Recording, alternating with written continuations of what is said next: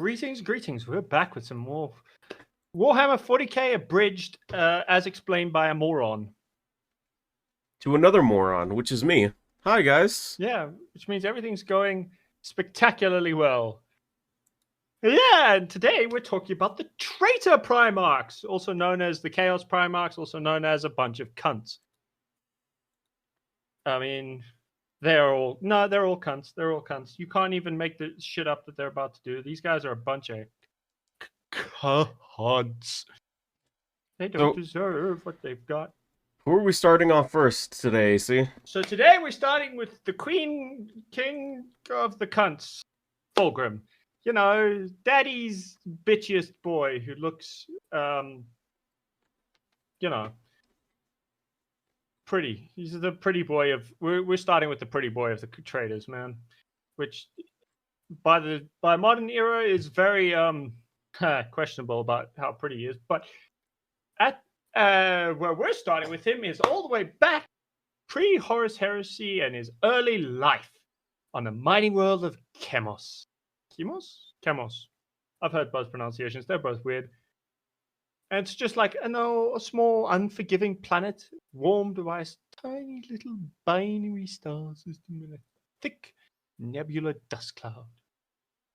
Result? A world that was just perpetual twilight. It's very nice, And you walk outside and you're like, it's sunset. And then you walk inside and walk outside 10 minutes later, you go, it's still sunset. And then you do it 4 hours later, you're like, it's still sunset. So it's always fun, never anything changing. It had been settled, but anyway, regardless of this mining world, this is where our baby little Fulgrim crash landed and was found by a planetary police force known as the Caretakers. And they were taken in so much with the beauty of this infant Primarch that they begged for their higher-ups to take him in, to spare his life instead of, as orphans were routinely put to death so it would not put a further strain on the settlement's resources. Fulgrim was, spared.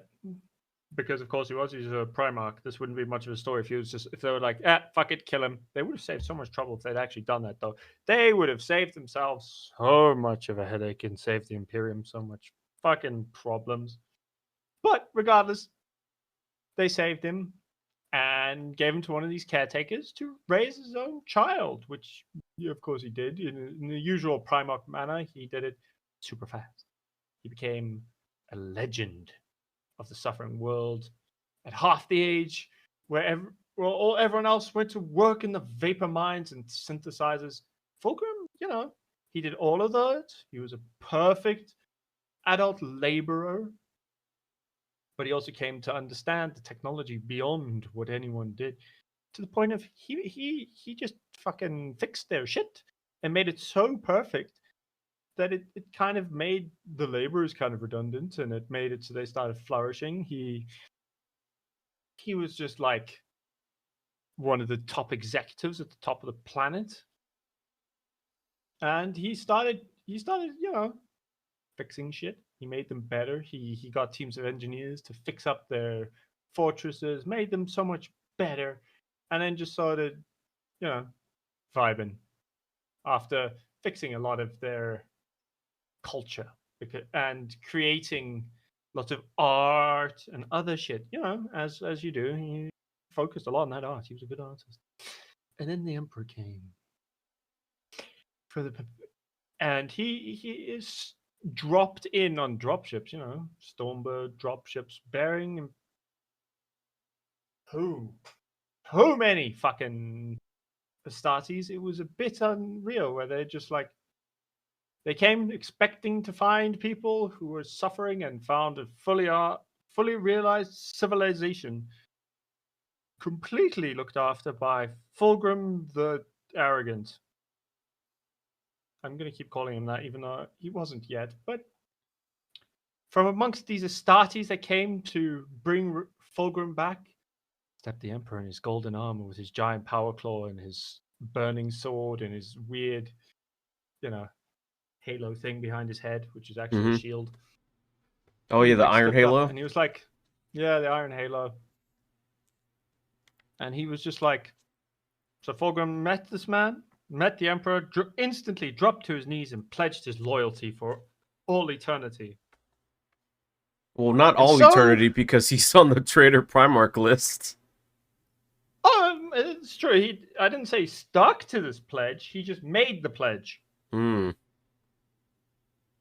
extremely quickly. He made the pledge, and yeah, well, it didn't stay pledged forever, but it did stay for a while. He was taught of terror, the Great Crusade, and he went and was given control of his own legion of space marines, whose number I cannot remember because you've got a blithering imbecile being like, what is it called again when it is found when by legion? Which legion is it?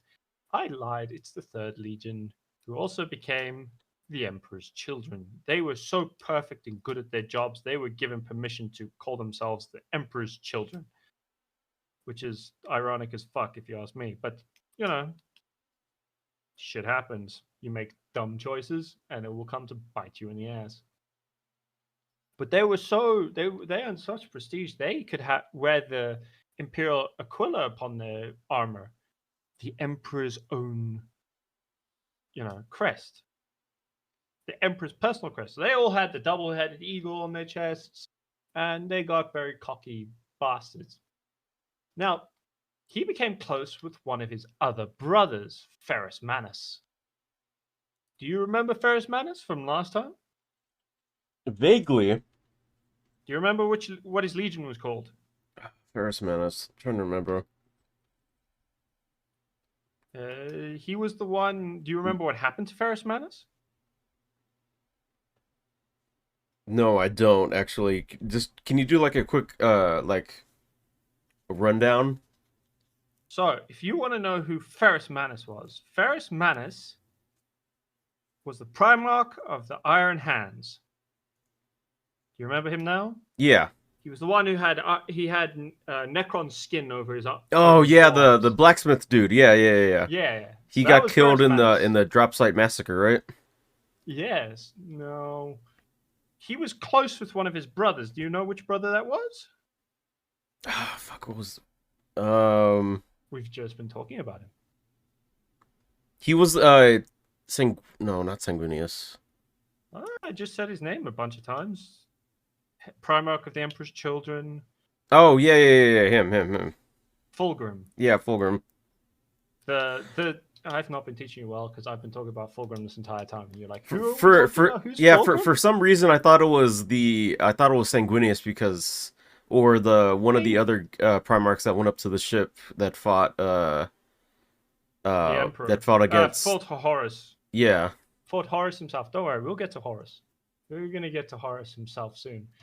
But to start with, Fulgrim was close with Ferrus Manus. In fact, they were so close, they both forged each other the best, most beautiful weapons imaginable, where Fulgrim forged an exquisite warhammer called Forgebreaker, which he gifted to Ferrus Manus. And Ferrus Manus, in turn, gifted him Fireblade, a golden-bladed sword that could cut basically anything and burned with the fire of a forge. Ooh. They were unmatched weapons. These were beautiful, amazing, super powerful weapons.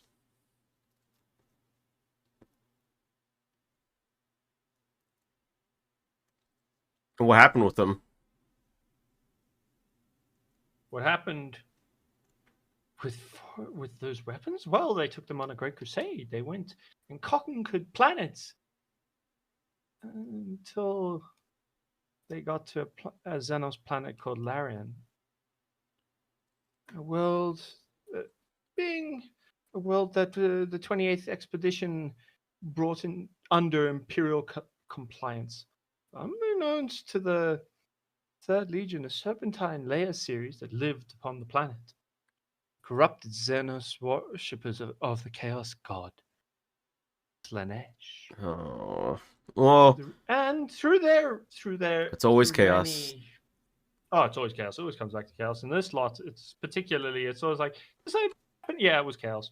In this case, it was Slanesh and a sword. See, I would forged a really blade love called to the Lair Blade. hear about a Traitor Primarch that didn't fall to chaos and this that just turned against the Emperor because of what the Emperor stood for instead of just being corrupted. See, there may or may not be a few of those. But to start with, Fulgrim, the Phoenician, the Phoenix, he found a sword called the Lair Blade. It was built by these,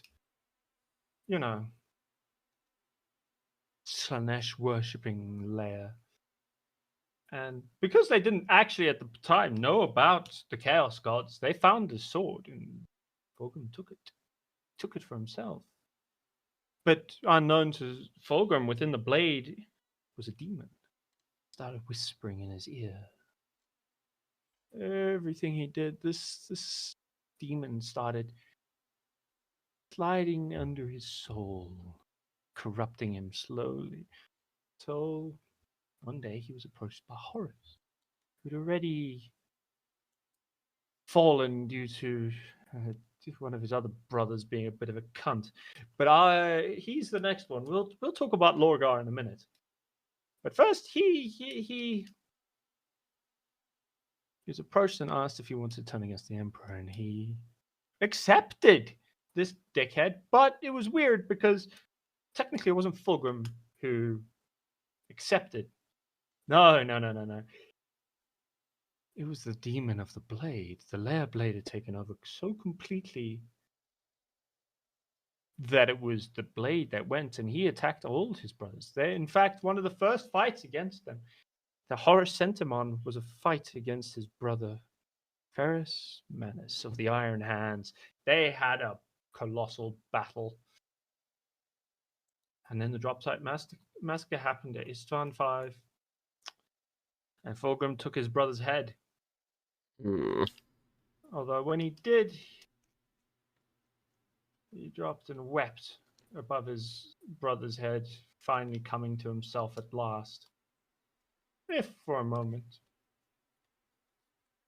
But towards the end of this, but after that, it was kind of downhill from there. The Emperor's children and their great leader kind of infinitely just straight up fell to chaos. They fell so far, they kind of gave up on actually doing a Horus heresy and fighting the Emperor, and became more about just randomly torturing and indulging in the pleasures of the flesh to a disgusting degree. In fact, by the time they got to the rest of the thing, there wasn't much they could do until they got to Terra with the rest of their brothers, the other legions of the other traitor legions, and just sort of were like, what? We're not really going to help anyone. We're going to go and torture our way through everyone and not really pay attention or be particularly helpful to anyone involved in this big ass fucking battle against the Emperor. Which kind of ended in them retreating back into the Eye of Terror. But they were one of the first who ran away into the Eye of Terror to vanish, Fulgrim amongst them. Fulgrim himself having fully given in and become a Prince of Nurgle. I tell a lie, it's not a Prince of Nurgle. But as I said, this is an idiot describing it. It's a Prince of Slanesh, which is kind of grosser because he became, a snake from the waist down.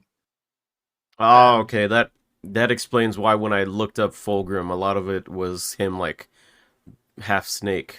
Okay. And he gained some pretty impressive wings.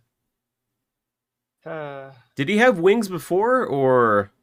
Nah, the wings he got were, demon wings. They weren't the same as, his brother Sanguinius's wings. He had demon bat-like wings. The traditional demon wings. Yeah. They're kind of instead of like the angel purple wings like Sanguinius. Yeah.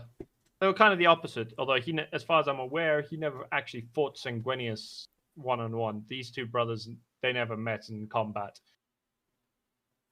But yeah, when Sanguinius achieved this apotheosis as the demon prince of Slanesh, he kind of just like devolved into a weird monster who lives in Slanesh's palace and gives into his darker urges, not being particularly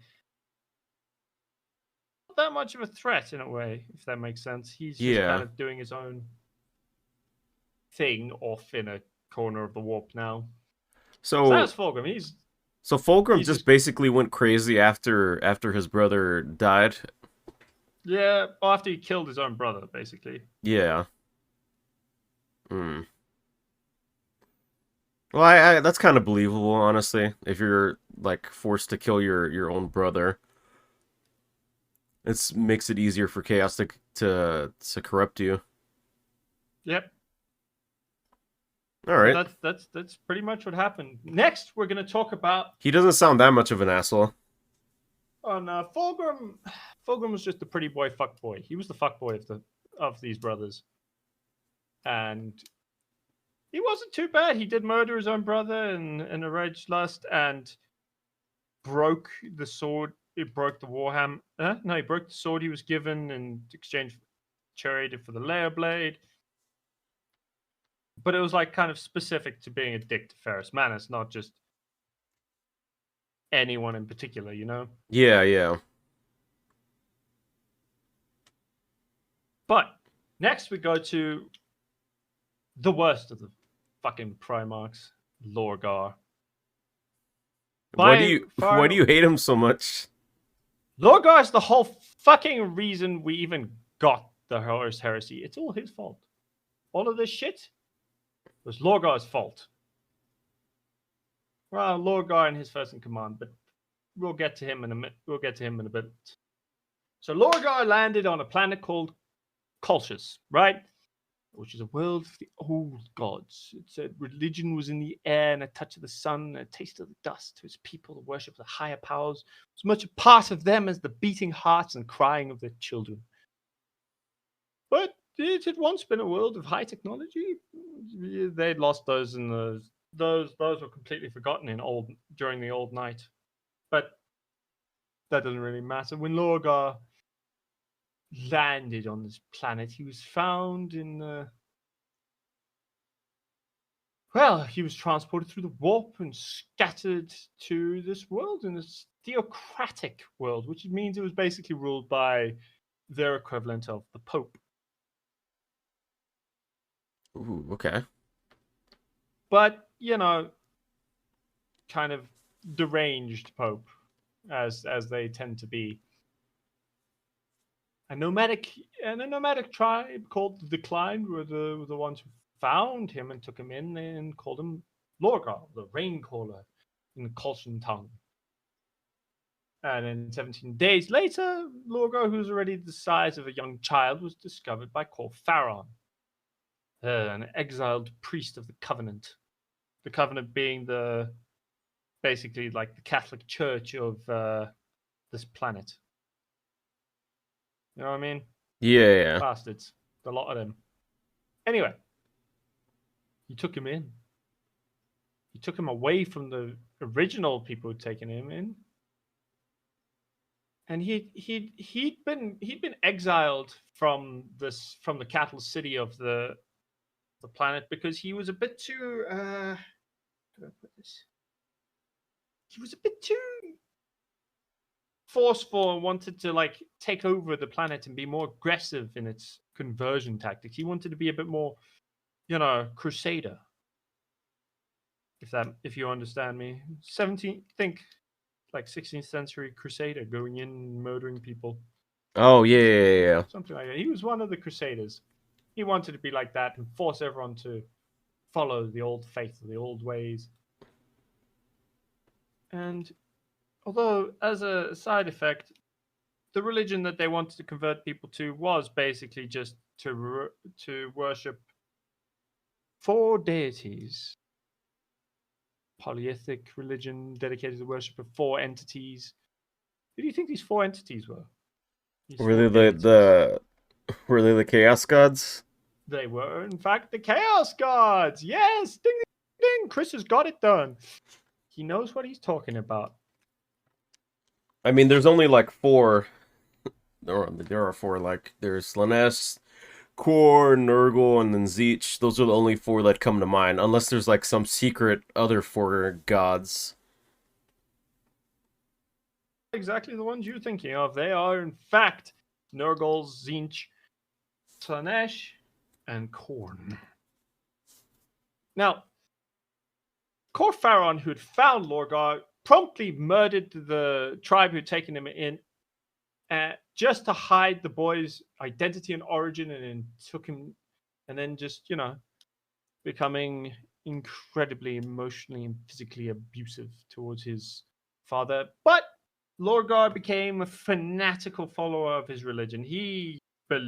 This man believed so fucking hard. In his heart, he knew everything in it to be completely true.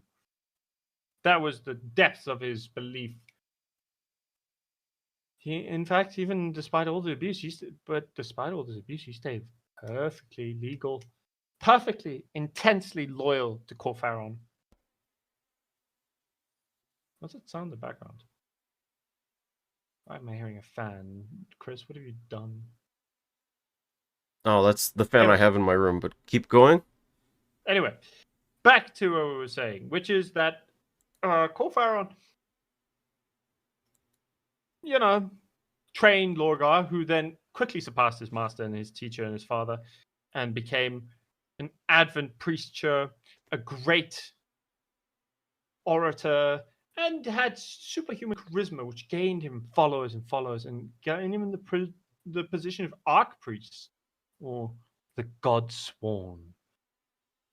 And he became very powerful. Though his religion, he wasn't quite the same as the other religions on the planet. He formed a different one where they followed the one God, the singular God, which then led on to a bunch of wars called the Schism Wars, which was basically the war of his people, who all worshipped the one, and the polytheists, who basically just worshipped the Chaos Gods. They went to war. Guess who won the war? Well, obviously it was fucking Lorgar and his people. He's a Primarch. What did you fucking expect? Primarch to lose? Never. So he won, became basically the main god, and now ruled the entire planet.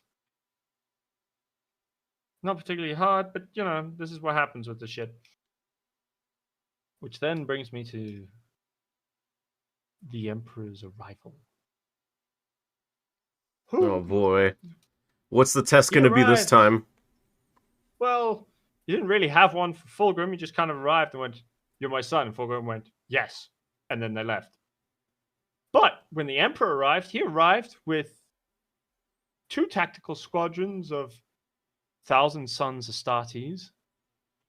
So with Fulgrim's soldiers and another Primarch. Who could this be? Oh, look, it's one of his traitor brothers who we'll get to, and it's probably the most depressing traitor Primarch, being Magnus the Red. Made His famous one-eyed because brother. of Space Marine 2. Do you actually see him in Space Marine 2? I haven't finished that. Well, I mean, you fight the 1,000 Suns in Space Marine 2, Yeah. and they talk about Magnus. Yeah, but you never see Magnus himself. Yeah. But when the Emperor walked through, there was no doubt in Lorgar's mind. He finally knelt before his own god. To him, the Emperor was a god. So Lorgar's why everyone calls the Emperor the God Emperor. It's Lorgar's fault. It's entirely Lorgar's fault. It has nothing, because when Gilliman came back, he was so fucking pissed that everyone had this stupid religion. He was like, "My brother invented it. It was dumb as fuck, and why are you fucking following it?" And see, Lorgar did this. This was Lorgar's fault. He even wrote the fucking Bible everyone follows. Oh god, there's a Bible? Oh, of course there's a fucking Bible. There's a Bible. There's always a holy text everyone has to know and follow without any questioning or thoughts, which is hilarious. But Lorgar gratefully took up the Emperor's purpose, expressing his deeply held desire and his faith to the God Emperor, to every world in the Imperium, despite the Emperor constantly being like, please fucking stop. That we don't want that. We want the Imperial truth, which is to be rationalist and atheist. You dumb fuck. We don't want religions. Because the Emperor knew about the Chaos Gods. You start worshipping people, you're spawning fucking Chaos Gods. He didn't want that. Of course, Lorgar just proceeded to straight up ignore him and continue preaching like a madman, as he does, because you can't tell. Primarch, stop doing that. He penned, during the Great Crusade, he penned the Lecito Divinatus, which is basically just, the fucking Bible. And it's the Imperial Bible. It's the one that says, worship the God Emperor, and this is why you should do it. Lorgar wrote a long-ass book.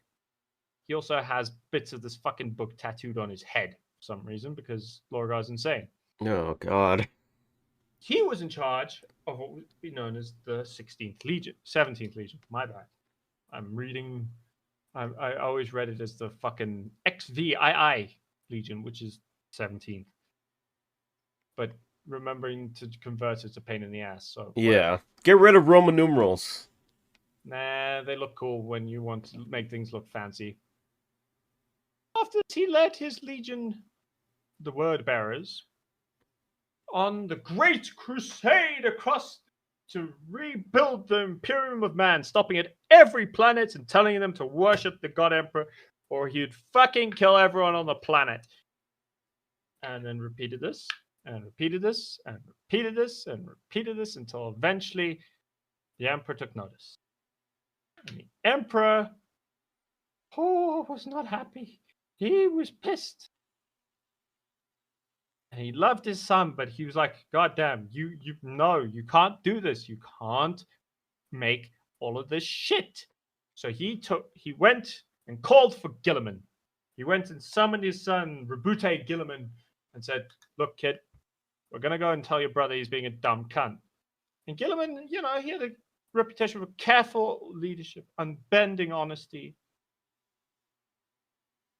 And they tried.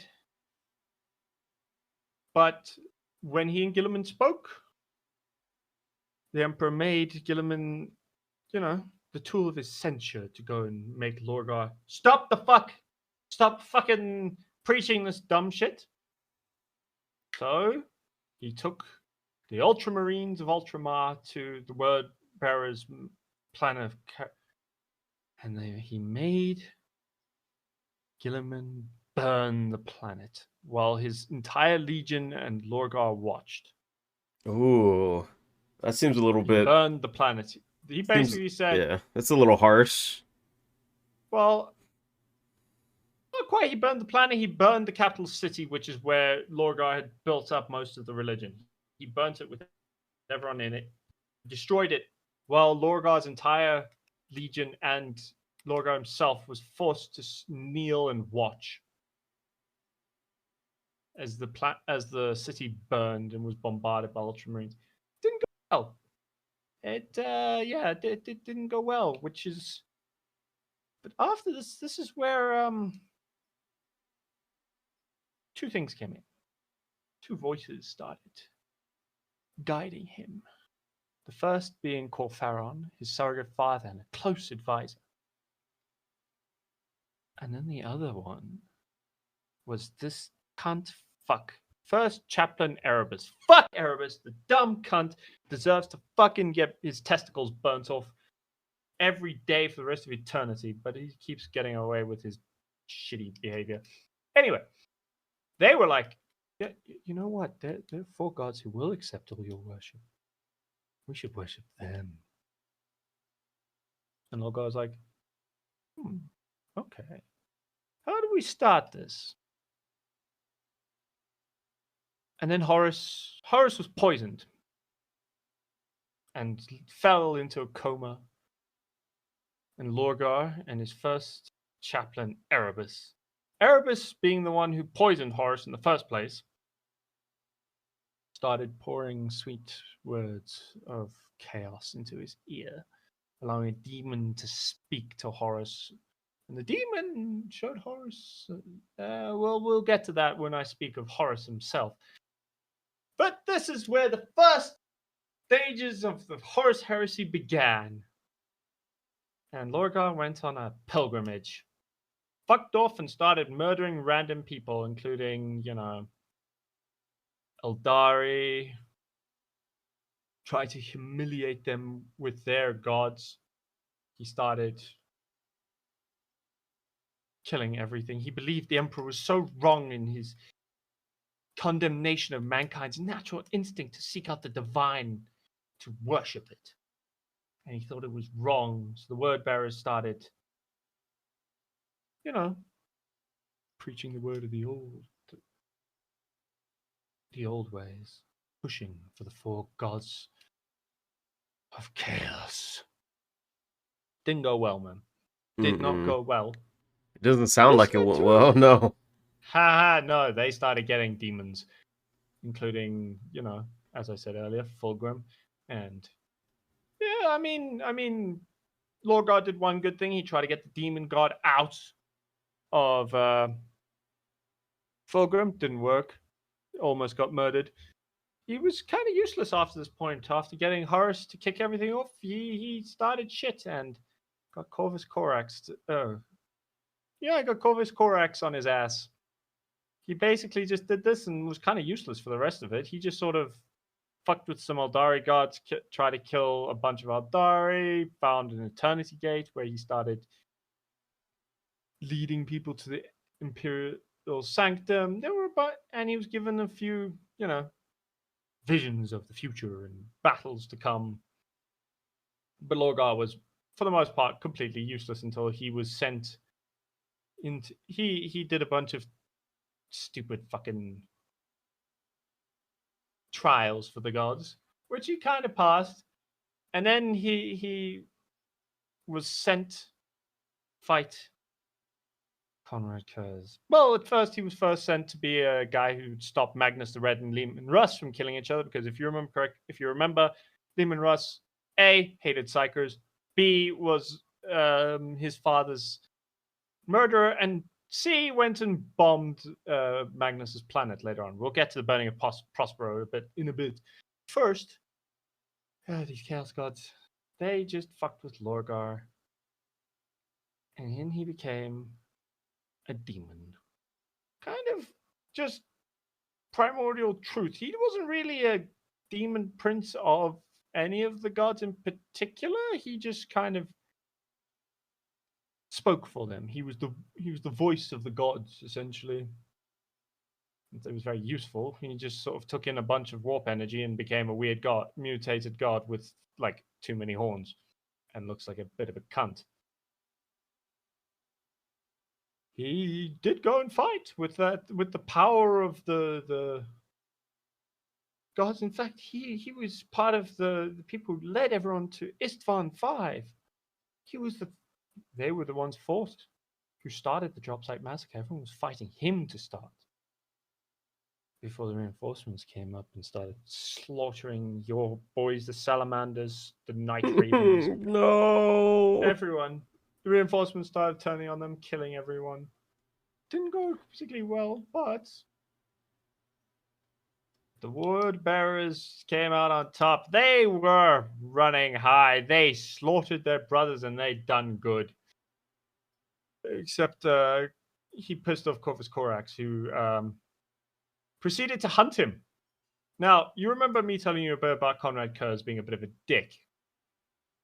Yeah, he started pissing off the good version of that, the Batman of the Primarchs, who was so viciously hating of him that he chased him into the warp and became essentially like a good chaos entity that was just the Raven that would just go and try and kill Lorgar and any word bearers. That's as far as I'm aware, still his thing.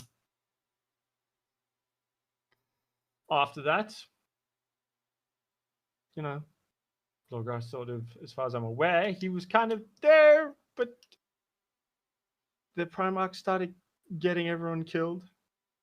He got his entire legion mostly slaughtered. He tried to kill Erebus and Corpharon. I think Corpharon eventually did get murdered, but we'll get back to that when it matters. I'm running out of time to describe Lorgar because this has been going on for a while, and I've got at least 8 more of these guys to talk about. Well, 7. We don't know what happened to 2 of these Primarchs. Because, you know.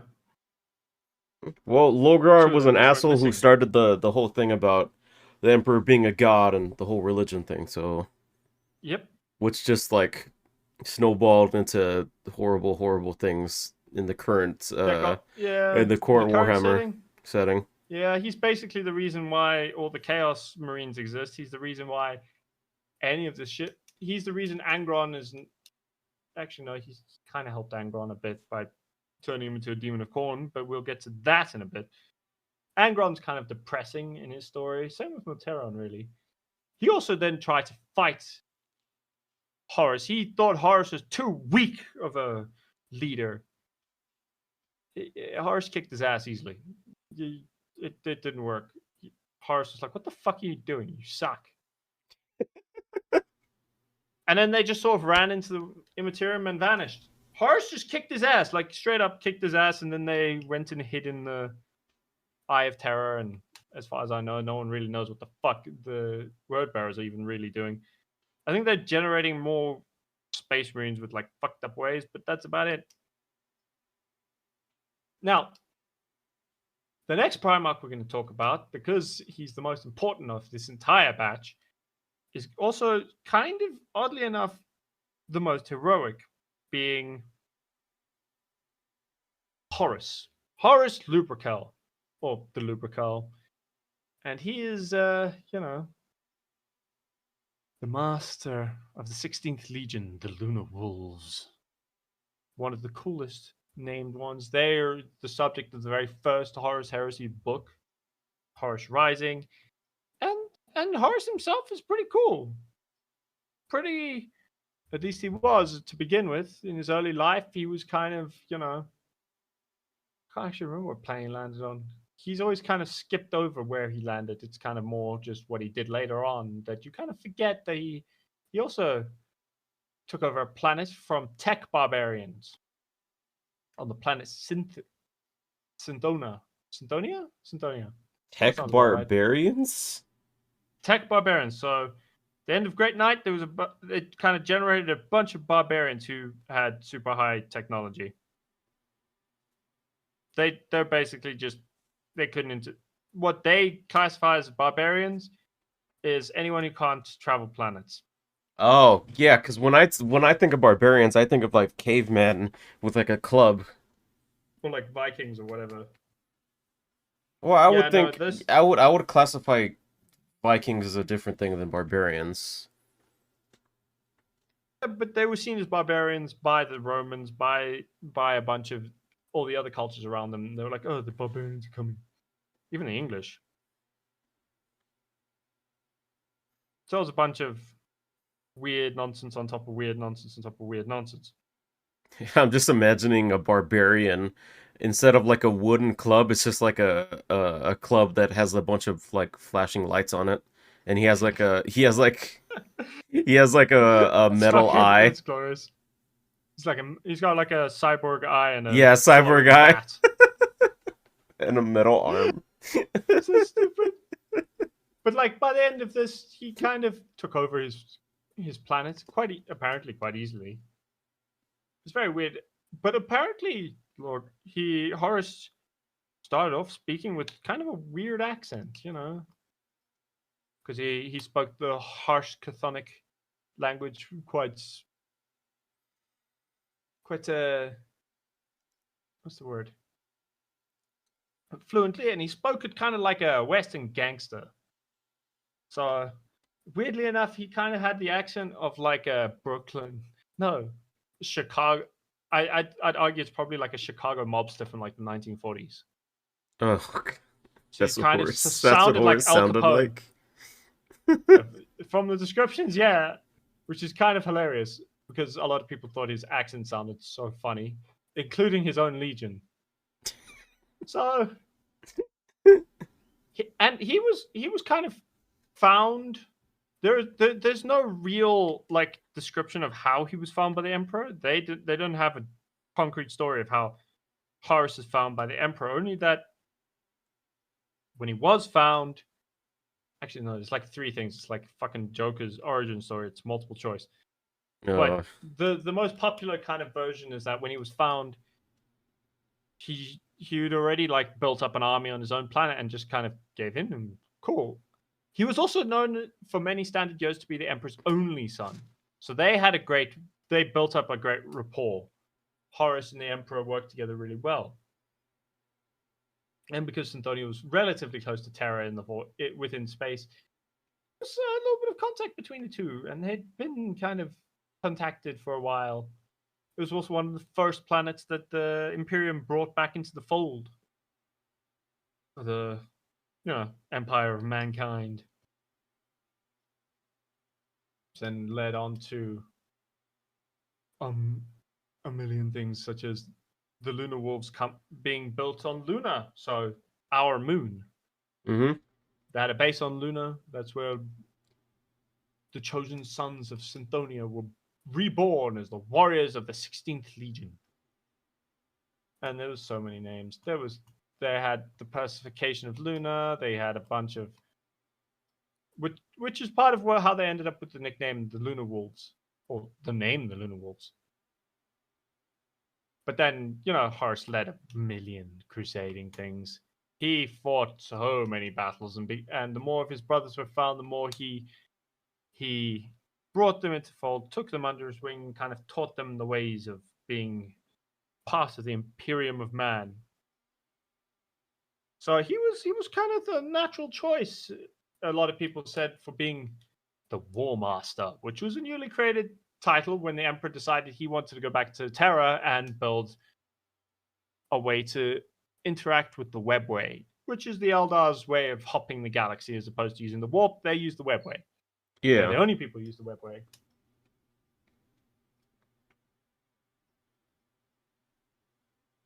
And because they're the only ones who use the Webway, when the Emperor tried to do it, it led to a disaster. But that's a disaster that has to do with our next Primarch, not Horus. But it did also lead to a bunch of censoring and pushing down of people. Although Horus, oddly enough, was kind of against it. It was a weird kind of situation. But now we come to the really interesting shit, such as Horus getting corrupted by chaos.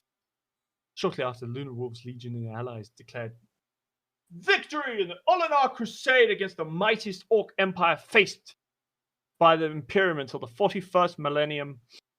The Emperor offered Horus the honor of renaming his legion the Sons of Horus in honor of himself to show his preeminent place among the other Primarchs. Horus refused this. He was like, no, we're not doing that. We're sticking with the Lunar Wolves. Way better name. I'm completely cool with that. But he was promoted to War Master, which is great. And he was basically put in charge of conquering the rest of the galaxy, while the Emperor was like, fuck you, and then vanished off to go and, do his Webway thing. The Emperor was like, Webway time, and Horus has to go fight everyone for me. But Horus was said to never be like content with this. He didn't like it. He didn't like, and he also didn't like the fact that the Emperor would claim his victories as his own over and over again. Horus's victories were the Emperor's victories. The Emperor for the Imperium. But Horus was doing all the work, and that was starting to sow a little bit of discontent. Not treachery per se, but it was a little bit of discontent. Now, this is where the scheming Lorgar remained steadfast beside his brother, the War Master. Also, I should have mentioned that Lorgar and his cunt faces, they did manage to build a bunch of rifts through the galaxy during the Horus Heresy. They created warp storms throughout the galaxy, which just hindered travel. It's also why Imperium Secundus existed, because they were split off by the warp storms as created by fucking word bearers. But that's a minor detail. It's not really that important to Lorgar himself, but it is a little bit to some of the other Primarchs. Now, Horus came to believe in his heart that he was failing his father and was deeply wounded. The Emperor revealed to none of the Primarchs, including himself, why he secluded himself on Terra. He didn't tell anyone about the Webware project. The Emperor just was like, I'm doing the thing, bye. And that led to even more of like, why the fuck are you not telling us this shit? Which, in fairness, did also lead to a disaster, but it wouldn't have been a disaster if Horus hadn't fallen. But we'll get to that in a second. Now, he did eventually choose, upon the advice of his brother Sanguinius, he decided to change the name of the Lunar Wolves to the Sons of Horus after all. After all, Sanguinius had argued the Emperor suggested the honor precisely to show his great confidence in Horus. So he did, and designation would show the other Primarchs Horus had earned his right to command. And so he was like, okay, that's fair. You got me there, brother. I will do it. Now, first Chaplain Erebus, the fuck knuckle, went and started, and he, keep in mind, this fuck nugget had been in league with the Forces of Chaos in secret the entire time he'd been a Space Marine. Like, he'd never stopped being in league with the Forces of Chaos. Well, not since they'd been humiliated by the Emperor for their violations of the Imperial truth. So that's where some of the stuff began. But he did become one of Horus's greatest advisors. Very close. He would just listen to what this dickhead had to say for some reason. Anyway, the word bearers who'd originally I just told you about this and their stupid fucking religion and their stupid book. Yeah. But Horus ended up in a big battle, which led to him getting wounded and in a coma, which a lot of people say was probably Erebus's fault, and because Erebus got him bitten by a serpent. Well, I say serpents, kind of like they were fighting a thing called Serpent's Lodge, and Horus's spirit was transferred from his body into the Immaterium, wherein he was shown a nightmare version of the future, where the Imperium of Man was exactly what it is in the 41st millennium, and a repressive, violent theocracy where the Emperor and several of his Primarchs, but not Horus, were worshipped as gods by the masses. You see where this is going? You see what's going on in the actual 40k now? Several Gilliman's like a god. The Lion is seen as like a god. His other brothers are seen as gods because they're demons. But we'll get to that when we get to fucking Magnus, Mortarion, and Angron.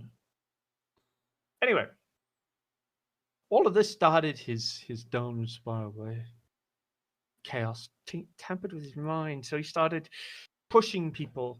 And on Istvan 3, prior to the drop site massacre, it was a cultist. I mean, the cultists of Slanesh were doing some scummy fuckery, and the Council of Terror had charged Horus and his people with taking over the capital. And they did, but it kind of made Horus really want to overthrow the Emperor more.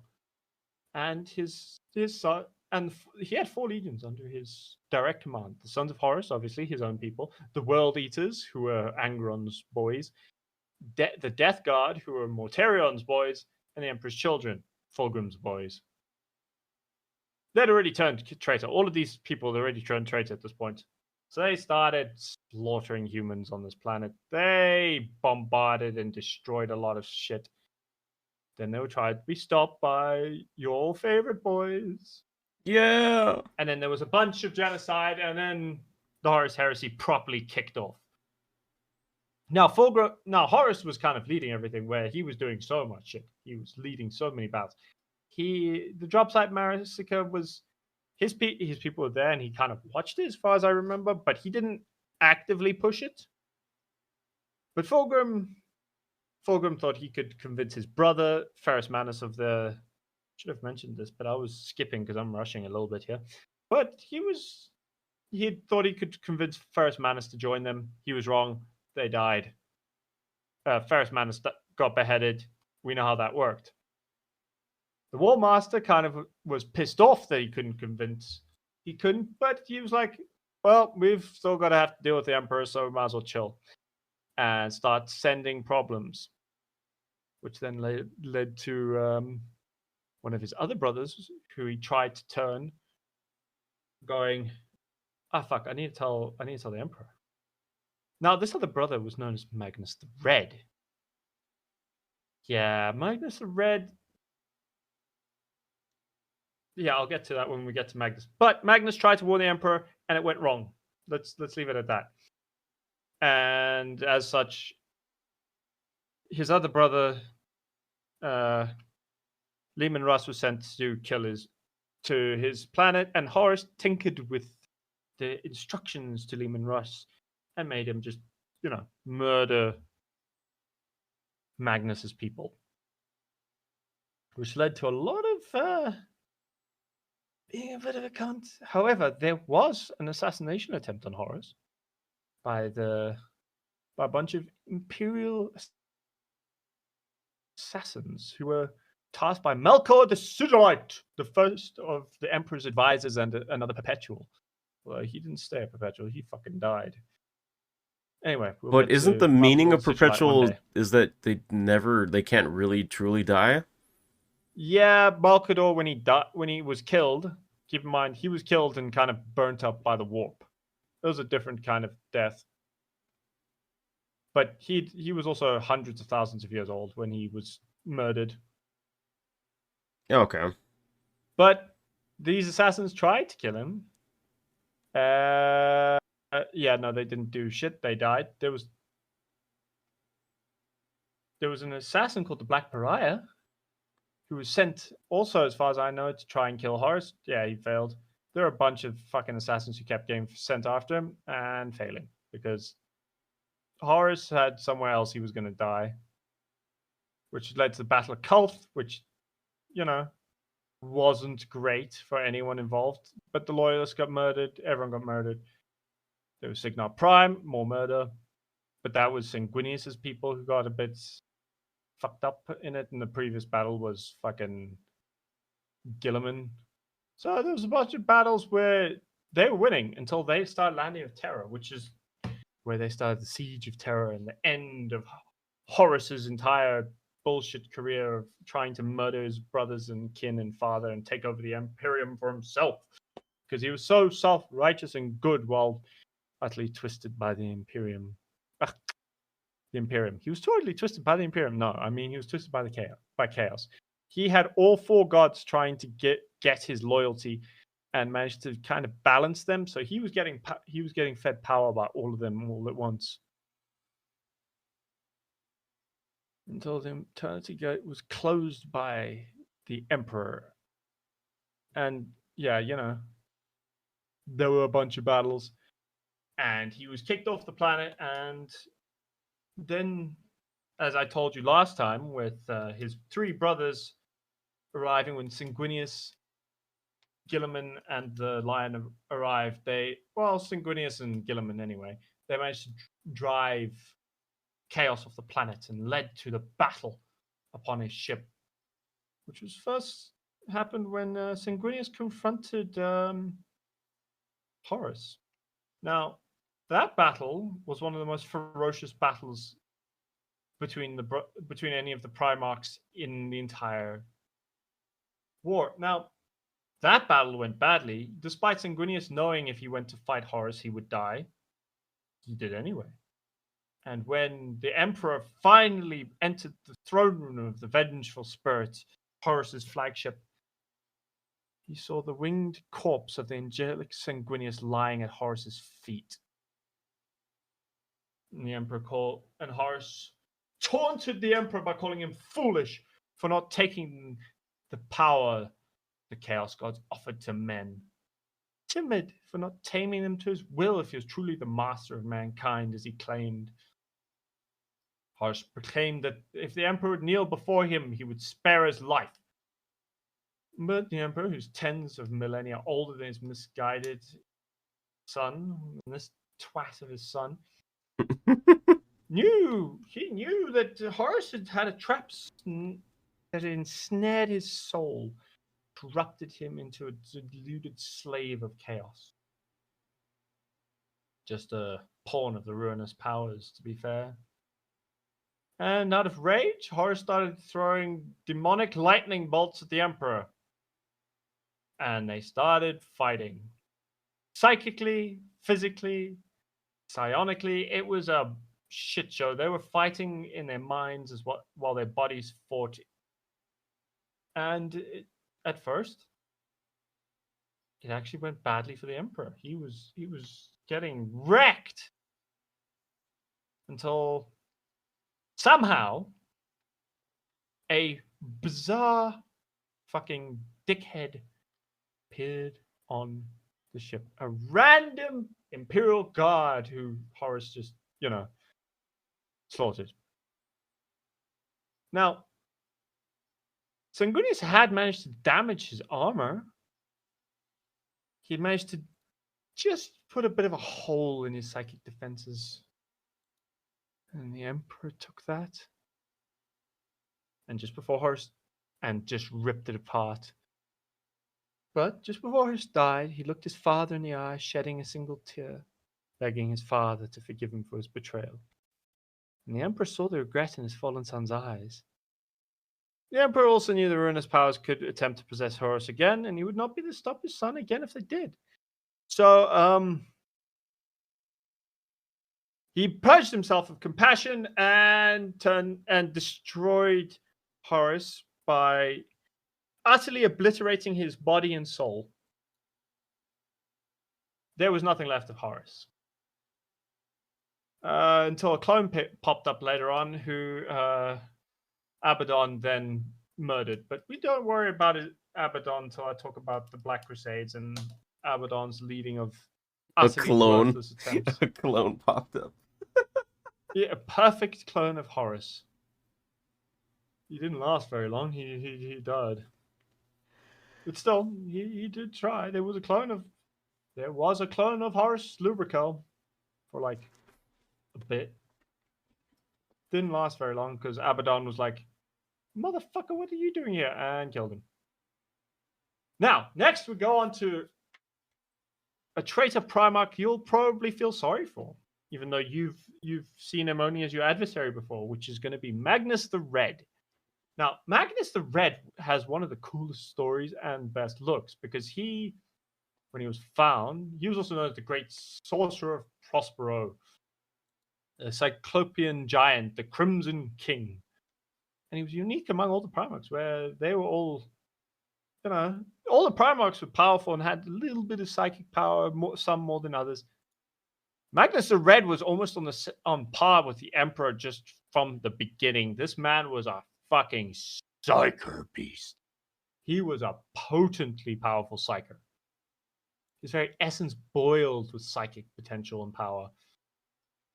So when he was found on Prospero as a little child, it had already been settled by human psychers.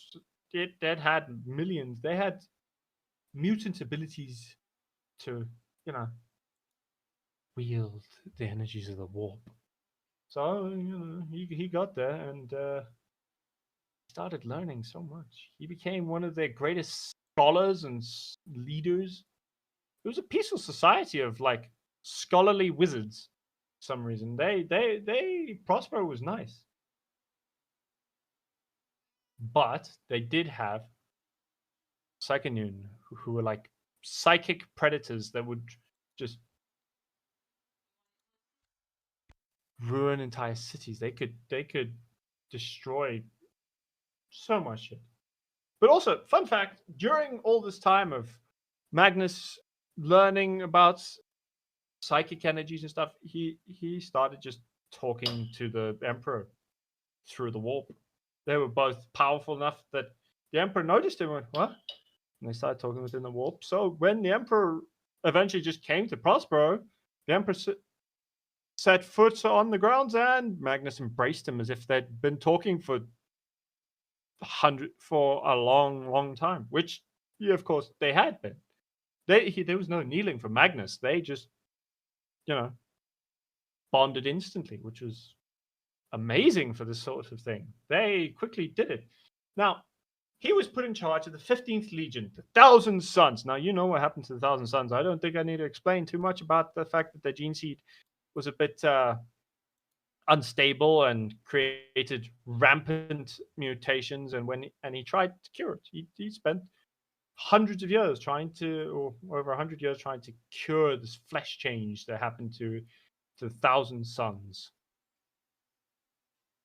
He kind of did it, where he used a kind of cure where he was unknowingly fooled by Tzeentch into believing it bested warp entities and found a cure for his legion, which did kind of work.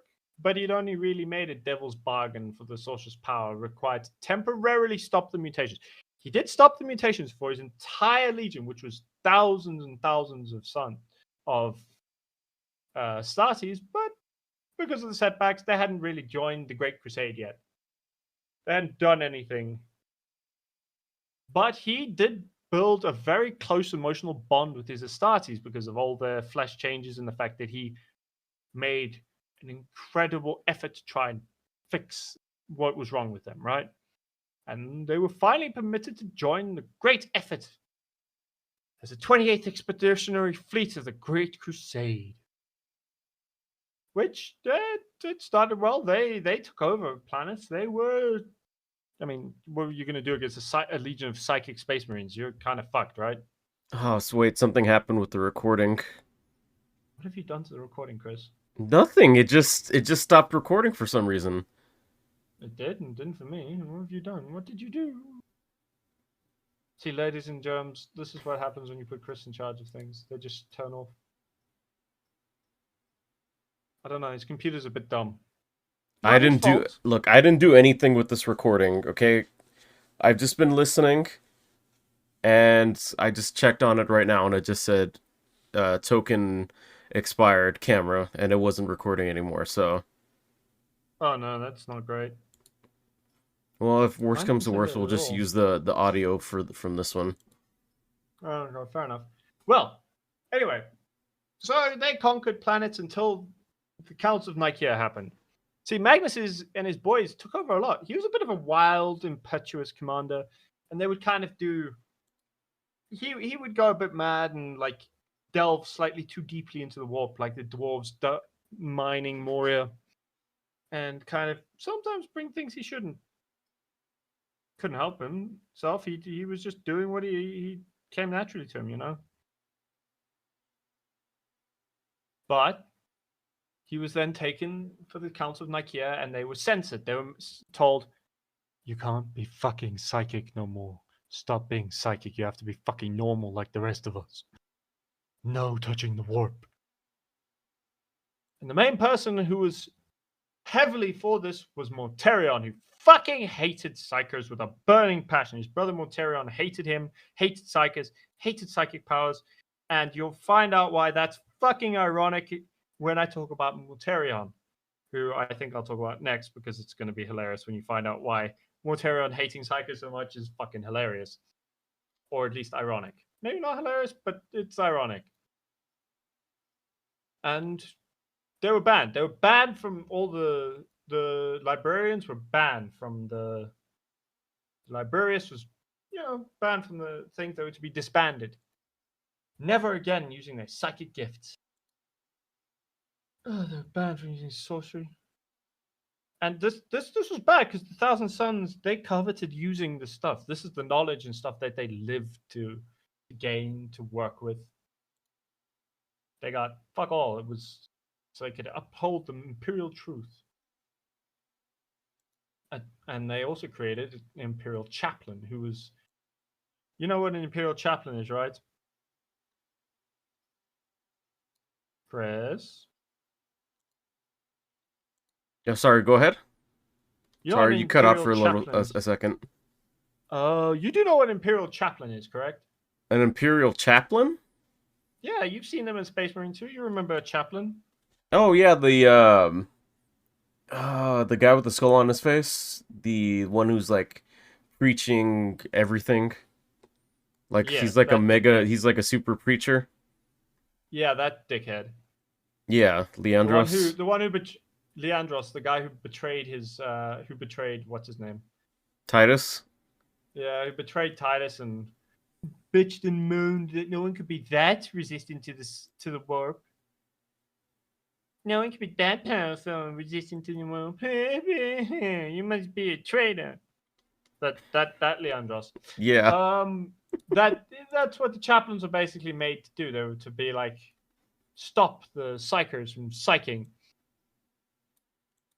They didn't quite listen, but when Horus was given command over the Great Crusade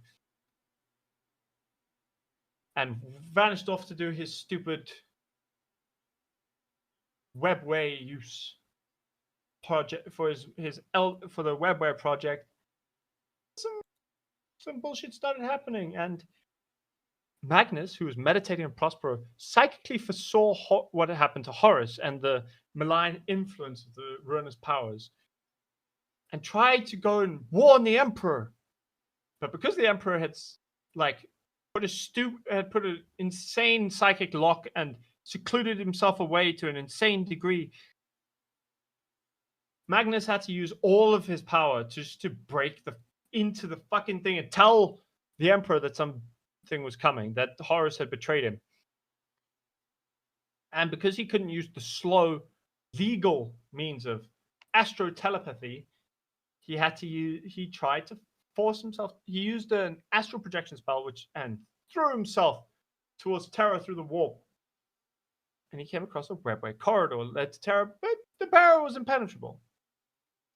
But an anomalous entity within the wall, it was anomalous and kept changing over and over again, offered to provide the Primarch with additional power in order to breach the webway. And Magnus said yes, instantaneously. Breached and burst into the Emperor's throne room. And it had breached the psychic wards the Emperor had raised around the Imperial Palace, allowing warp entities just to get into the human extension of the webway and launch an assault against Terra itself, which killed thousands of Mechanicus adepts. And yeah, but he had undone all of the Emperor's work. But this horrified Magnus, and he returned to his body on Prospero. And then he got a vision from Tzeentch, and some bullshit happened. He started falling. But the Emperor, who was furious, sent at Magnus's willful violation of the rules against the use of sorcery set by the Council of Nicaea, sent his brother Leman Russ, who did not believe anyone would be capable of being a traitor to the Imperium. Well, the Emperor didn't believe anyone could be a traitor to the Imperium's ideals. What the fuck? And so he sent Leman Russ to go and bring Magnus to Terra. This is what he told Leman Russ to do, was to bring Magnus to Terra. Horus tinkered with those orders and basically said, you know what, you have to go destroy the Thousand Suns. And Leman Russ was like, okay. Leman Russ didn't even question, he just went to destroy his brother's legion. So he went there and burned Prospero. Fucking burned Prospero, which did kind of lead to when, in this moment, Tzeentch came to Magnus and offered to save all he had wrought if he swore his eternal fealty to the Changer of Ways. So, to save himself, his legion, his world, and all the knowledge he had accumulated, Magnus pledged his soul to Tzeentch. This was almost entirely the Emperor's own fault, as you can tell by that series of events. He didn't really have much to do with the rest of the heresy, though. He wasn't loyal to Horus in any way. Horus had just fucking pettily destroyed his planet, his people. He became a traitor, but not one who fought in the war, because after the fucking Horus heresy and Horus was turned to dust, he had another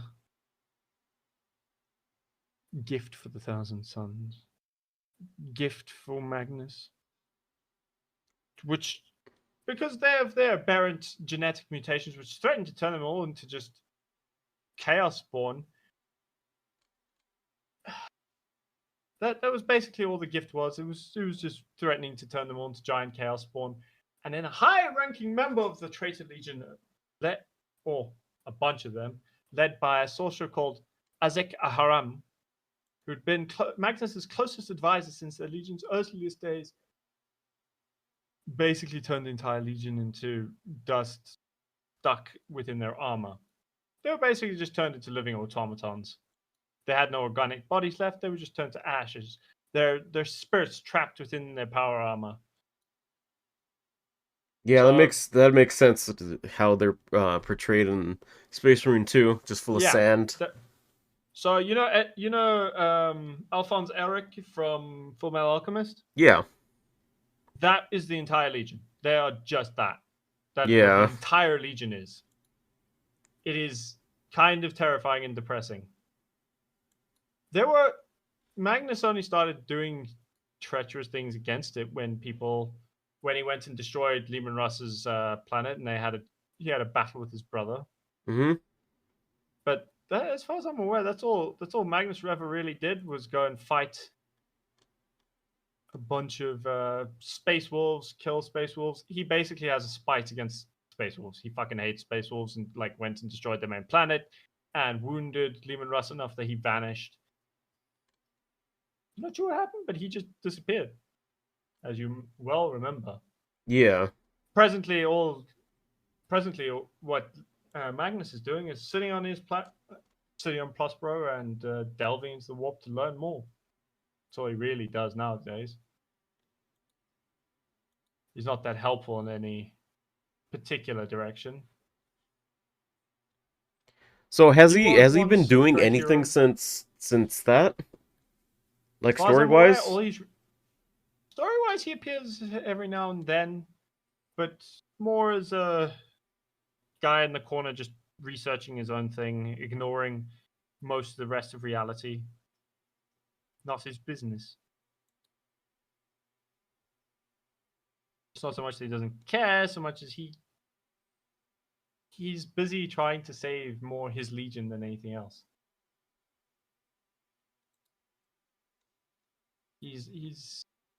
That's what he finds to be important. You understand? Yeah. His sons are the most important thing to him. Now, moving on from Magnus the Red, we are moving on to Angron, the Angry Boy, the Lord of the Demon Prince of Corn, blood for the Blood God, and skulls for the Skull Throne. Now, Angron was potentially the most unlucky of all his brothers. He landed on a planet who then proceeded to imprison him. And because he was a big lad and could fight well, they imprisoned him, put cybernetic enhancements called the Butcher's Nails into his skull, which just made him live in perpetual pain unless he was actively murdering things. He had to actively be murdering things for there to be no pain in his brain. So he was always angry. He was always wanting to kill things because he had these implants that forced him to be like this. Now, he was a gladiator on his planet, and he started leading a rebellion of gladiators, which slowly built up and gained momentum until he had what were called the Eaters of Cities, an army of basically just gladiators and rebels. And they would go from city to city on his home planet, destroying those above because the Emperor until the Emperor arrived and fucked everything up. Because the Emperor had been watching Angron from orbit for many solar months. Not years, months. And was surprised he led his freed slaves It went down to the surface, and then there was shock to everyone of they're here, and then the Emperor offered Angron leadership of the 12th Marine Legion, the Warhounds, which had been created from Angron's own genetic material and a place at his side in the Great Crusade. Angron said, "No, please fuck off. I have to stay here and help my fellow slaves free the rest of this planet." So the Emperor just teleported him back to his flagship, and because Angron had vanished, the east of the cities were massacred. Utterly, completely massacred. They were utterly annihilated, which left Angron pissed off and wanting to kill the Emperor. So much so that Angron killed one of the custodes who was trying to stop him killing the Emperor. He straight up killed one of the custodes, which is a feat unto itself. He asked why he hadn't interfered. The Emperor was like, "I don't care. It's not my problem." But this also led to when he was finally put in charge of the Warhounds, and Ibrahim Garia, a respected leader who had been in command of the 12th Legion for 30 years, disappeared. He just fucking disappeared. It's basically, Angron started murdering anyone who tried to talk to him. Which, when he went through at least 7 high-ranking officers within the Legion until he got to Captain Khan of the 8th Assault Company. He went to his private quarters and confronted the enraged Primarch, and then almost got beaten to death for his efforts. But Khan refused to accept defeat and also refused basically to fight properly. Gained Angron's respect, and then took the butcher's nails that Angron had. And Khan became as deranged as his second in command. He renamed the Warhounds, the 12th Legion, to the World Eaters. They started slaughtering everyone. They had the worst, deepest lust for blood in war you can imagine. When they would go on a planet, they would leave nothing but dust and blood. Yeah, he fought. He took over a lot of planets, but like they weren't very useful after he'd been there. He would just destroy everything on the planet. He's always, angry. The guy that's angry all the time has the name Angron. Color me surprised. Yep. Bruh, it's so on the nose. But through the Dark Crusade, he and the more blood he had around him, the closer and closer he was drawn to Khorne. It didn't go well. Most of his battles afterwards were just destroying stuff until eventually, after slaughtering many, many worlds worth of people, he was kind of forced to fight his brother, Leman Russ. When Leman Russ was trying to censor the World Eaters and like calm them the fuck down, it didn't go well. It was a brutal battle, and Angron did go in already carved up with blood, and Leman Russ kind of arrived when Angron was already covered in wounds and blood, and Leman Russ pitched in basically pristine armor, was like, "Yo, what up? Now, could you just knock it the fuck off?" They battled. Also, Angron still carried his first axe. When I say his first axe, I mean the axe he wielded as a gladiator, called the Widowmaker. Until it was broken by Leman Russ. Wait, how was it broken by Leman Russ? Did Leman Russ just like break it with his own hands, or? with his sword, his chainsword, Kraken Maw. Ah, okay. But yeah, Angron refused to recognize the authority of Lehman Russ and told him to fuck off before something would happen he would regret. And Russ refused to be cowed, so they fought more. It all went badly. There was so many fights, but they kind of the two legions started fighting as well. It was bad. It did not go well. And at the end of this giant battle, the World Eaters did not return to Terra, and Angron refused to stop implementing the Butcher's Nails into his Astartes, ignoring the Emperor's commands entirely. Yeah, it did not go well. It did not go well. It made things go worse and worse and worse. But it did then lead to Istvan. Istvan 3, where they slaughtered people, and then Istvan 5. It was bad. There was a Shadow Crusade where he went on a different war battle. And his was a Red Angel with his twin chain axes, slaughtering his way through everyone, dancing till everyone died. And then he went to Nuceria, paid his respects to the fallen gladiators, and slaughtered everyone else. He went and destroyed everything from orbit. He didn't even. Well, to be fair, he went and spoke to the slave masters of the planet, and they said he'd fled from the battle in cowardice.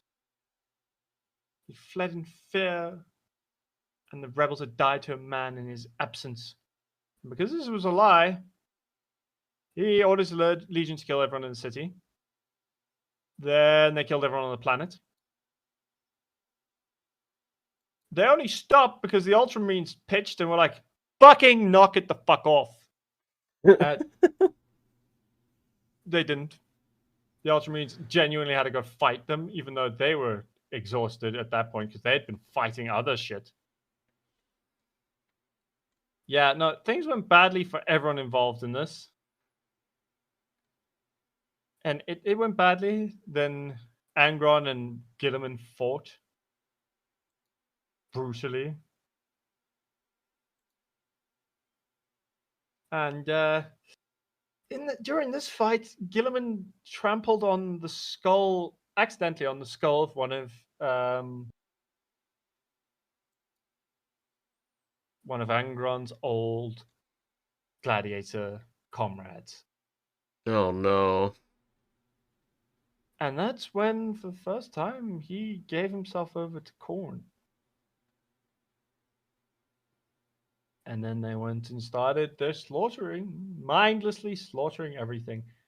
They did join the Siege of Terra under the Blood God's control, destroying so much. The demon, Angron himself became a demon prince of Khorne.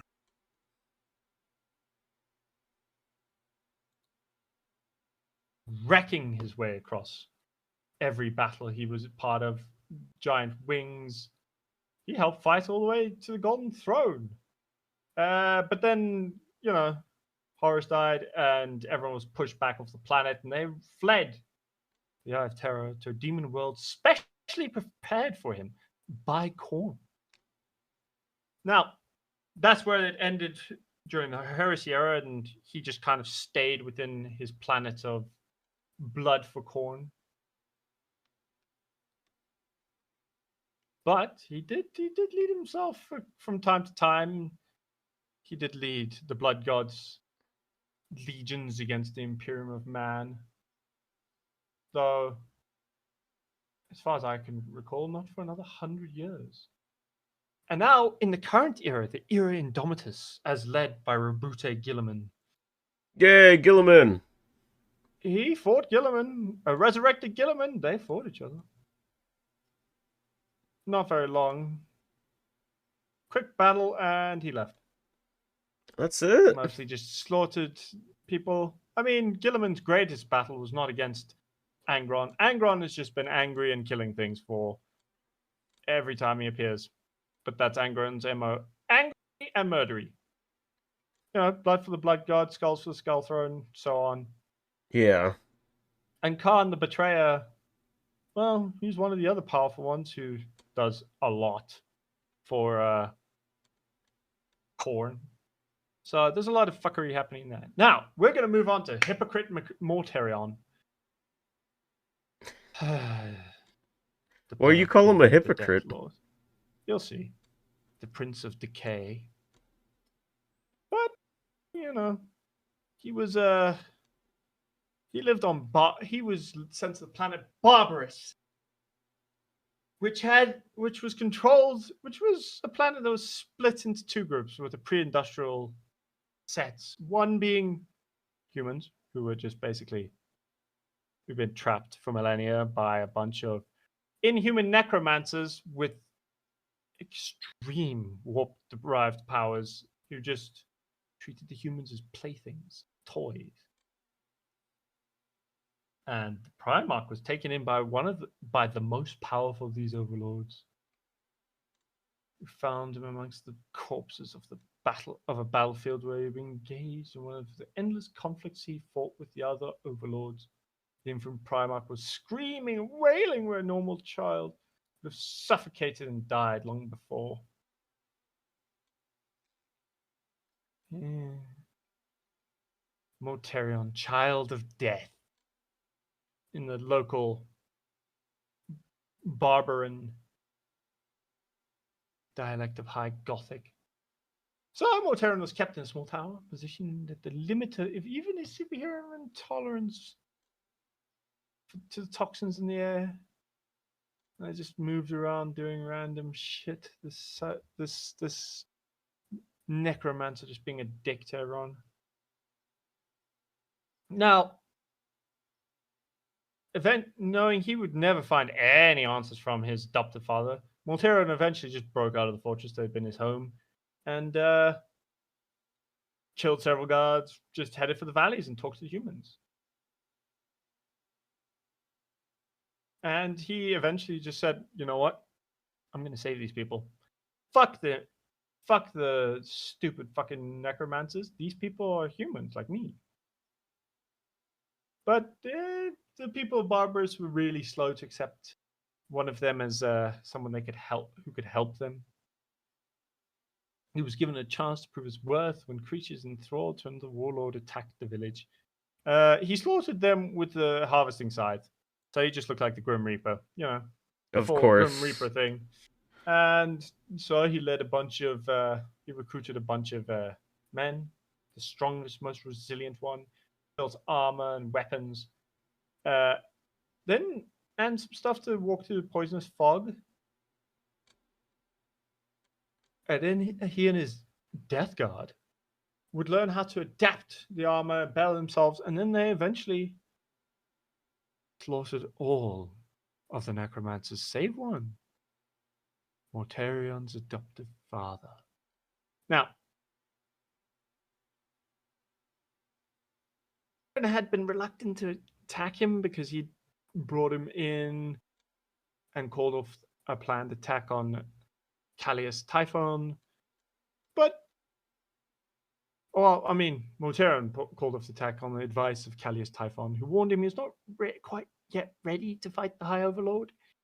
So they returned to the village, and he was powerfully annoyed to discover that people weren't talking of his victory, but a random benevolent stranger who promised salvation to the people of Barbarous?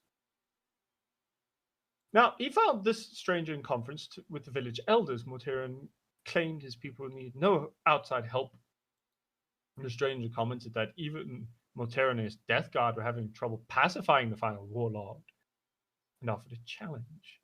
Mortarion could defeat the High Overlord, the stranger would leave. If not, Mortarion had to swear fealty to the stranger and the Imperium of Man he represented. 3 guesses who the fucking stranger was. So, Let me ignoring the guess. protests of his guard, he went and tried to kill him. He failed. And, but he did hear a voice that was not his own within his head, seeking to make contact and pass a true lesson on how to defeat death. The voice of Nurgle, who'd already chosen him to become his greatest mortal champion. It wasn't there yet where he'd done it.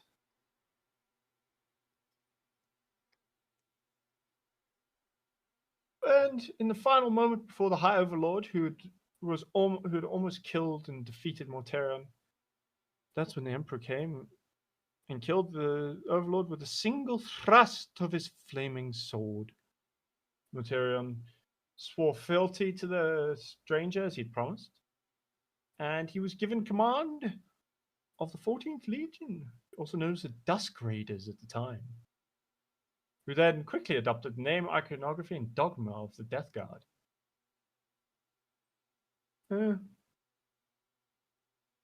Mortarion then did, however, hold a grudge against the Emperor for all time for killing the man he felt he should have killed. Whatever, but it coiled around his heart. That little seed of weakness that Nurgle needed. Now, true to his oath, Mortarion bent his knee and led his people.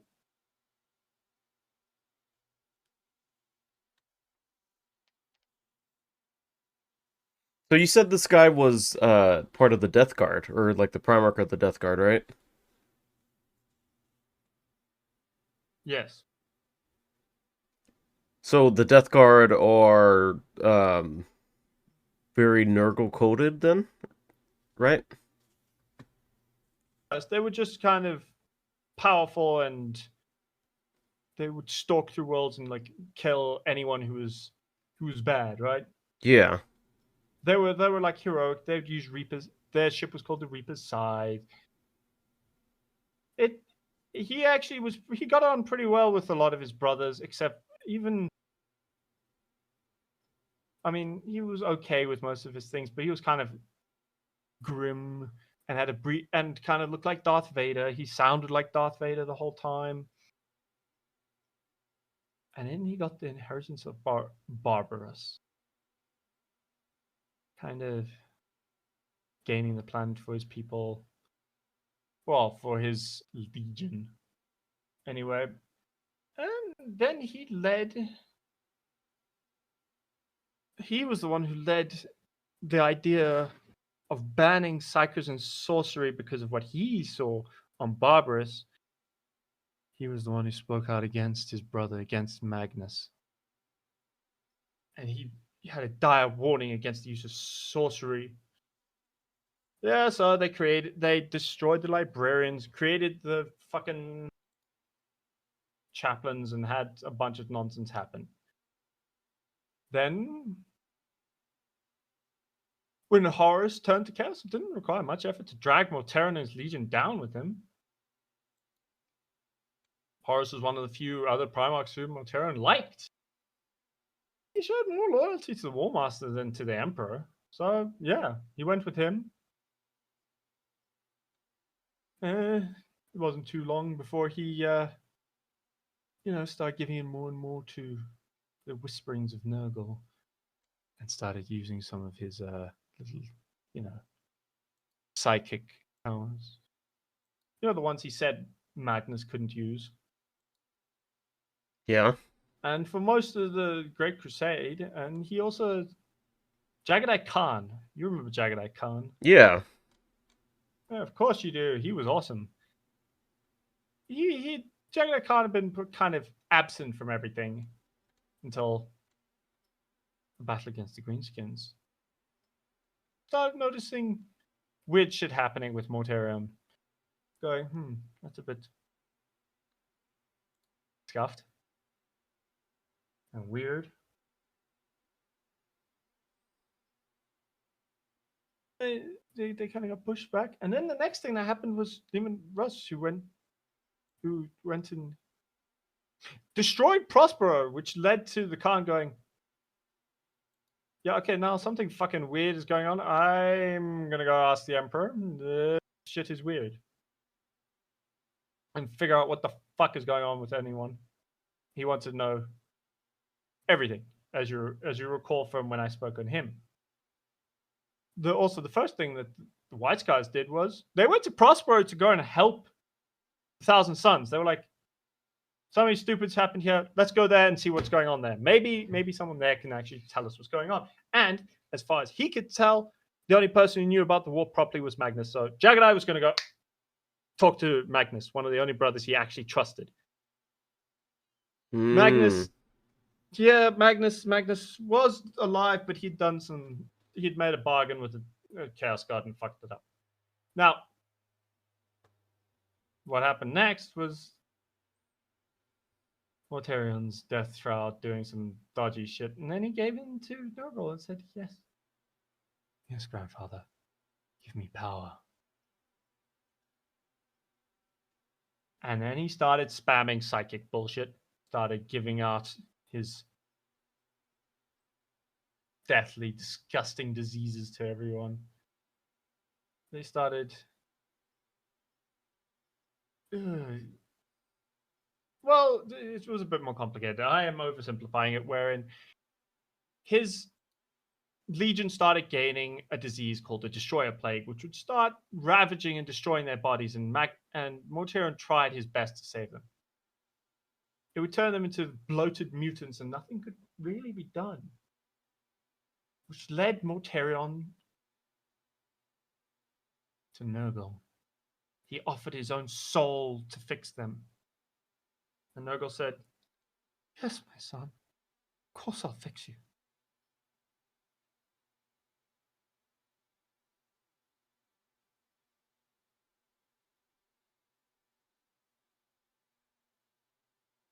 So he gave in.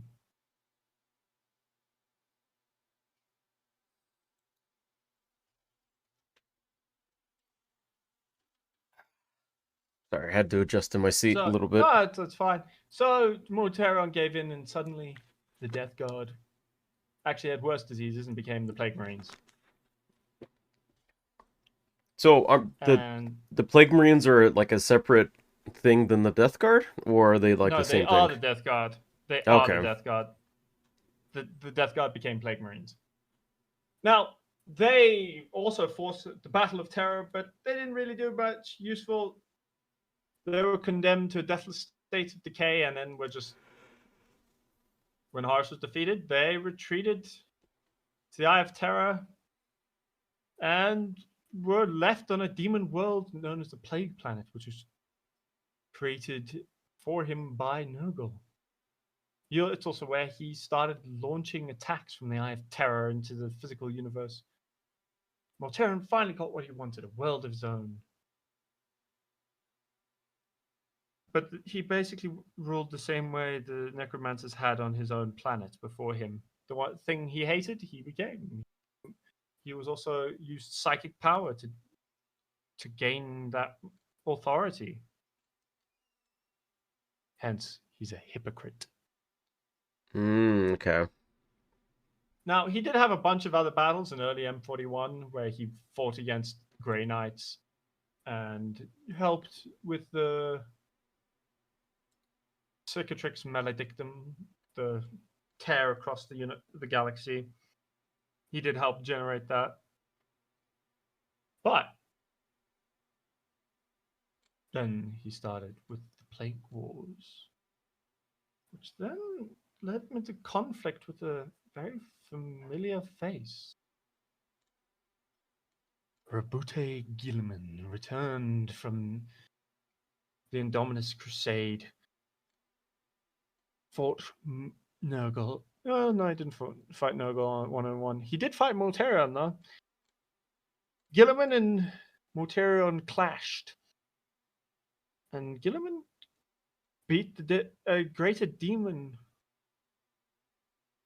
Septicus, in his Plague Guard and sent them off and scared off Mortarion. Feeble man who used his own things even though he hated everything.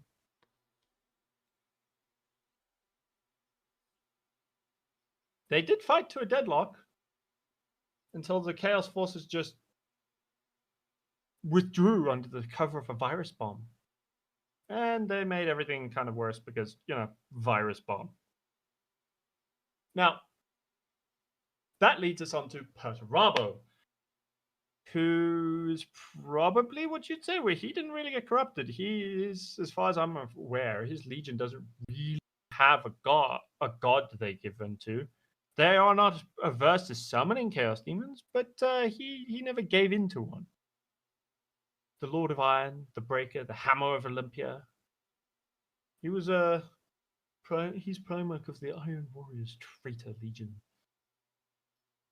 Now, he landed on a planet that was fairly technologically advanced. It was not too bad. He ended up